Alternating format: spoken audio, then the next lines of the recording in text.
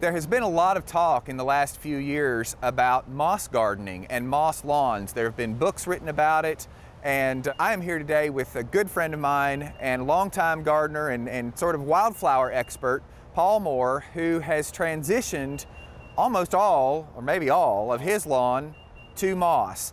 Paul, how'd you get started in this moss gardening idea? Well, it all started with the idea, well, I had this one area that wanted to always be moss. And every year I'd put down grass seed, every year it would all die.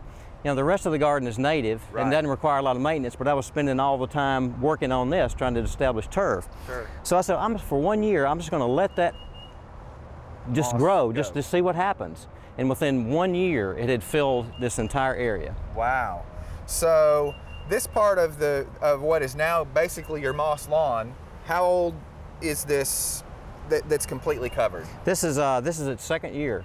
Wow. So beginning of second year, second full year. I mean, I'm just curious. This is the beginning of the second year. The beginning of the second year. So basically, in 1 year's time, you have gotten complete soil coverage with something that's just as beautiful as any grass and no maintenance.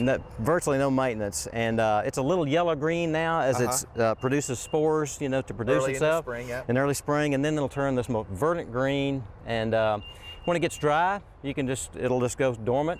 Water it again or rain, it'll green right back up. Right back up.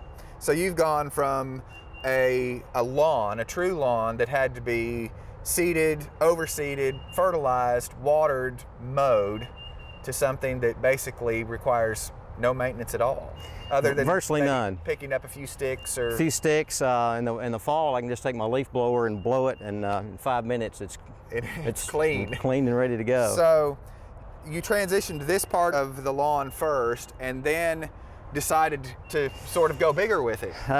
It was kind of a bold, kind of a scary move for me because I'm not sure how it was going to do here, But this is I started this area here last year, and it's about probably 70% filled in now. And what I've also done is I've actually purchased some moss from Moss Acres in Pennsylvania, and I've started doing the edges and trying to kind of build a little bit more along the edges to encourage it. Sure. So, you know, one of the reasons I think people are probably not successful with grass is because a lot of times, especially up on a hill like this where you live, the soil is thin, sometimes rocky, heavily compacted, and really not conducive to good root growth for grass. But it's absolutely the perfect condition for moss. Absolutely. So, I mean, even in some of your bare areas, you can already see where it almost looks like algae growing on the surface of the soil, but that is baby moss. That's baby moss starting, and again, it doesn't have any roots, so you know it really likes the compacted, hard, you know, low fertility. And the main thing is it doesn't like competition. So if you can just keep the other stuff away from it, then it'll spread naturally. So do you have to do any kind of weed control or anything like that? Initially, I had to either just through attrition, I lost a lot of the grass. Some I had to dig up, some I had to apply a little bit of Roundup to get a kind of a jump on it. Which I actually didn't have to do in the main part. So for people who want to get into moss gardening a little bit, I think maybe it's important to point out that not all moss is created equal. That's right. Or it might all be created equal, but it grows in different places. And there's, you know, moss growing on this stump here, this little section of this log, and then there's moss that grows on rocks. I've created this little natural pathway with the rock cap moss, and it will grow on rocks or soil. And then I've got this existing rock here that this moss is just naturally growing on. So just an experiment to see how it does.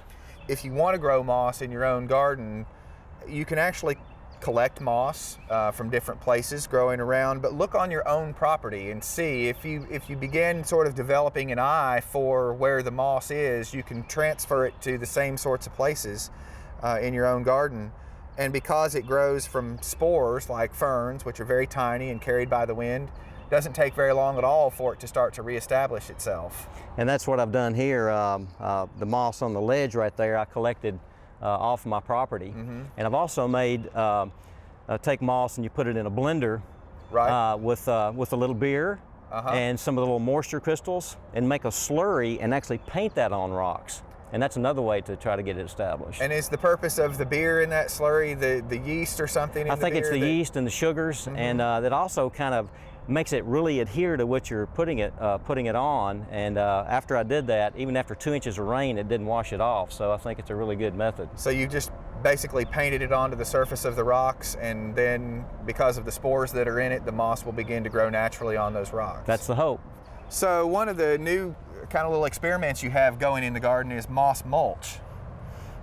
What's the idea behind sort of mulching plants with moss? Well, you know, the moss holds moisture and nutrients, and plus it looks good. So I thought, well, maybe I'll just try to make like a basin around the tree and see how that does. Right. And it's growing in full sun there, and so far it's doing really well.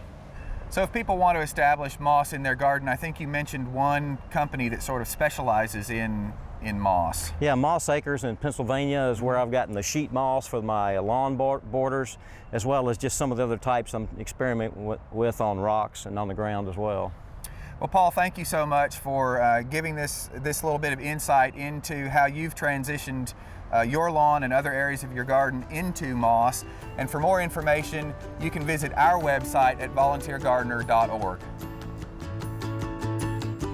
For inspiring garden tours, growing tips, and garden projects, visit our website at volunteergardener.org or on YouTube at the Volunteer Gardener channel, and like us on Facebook.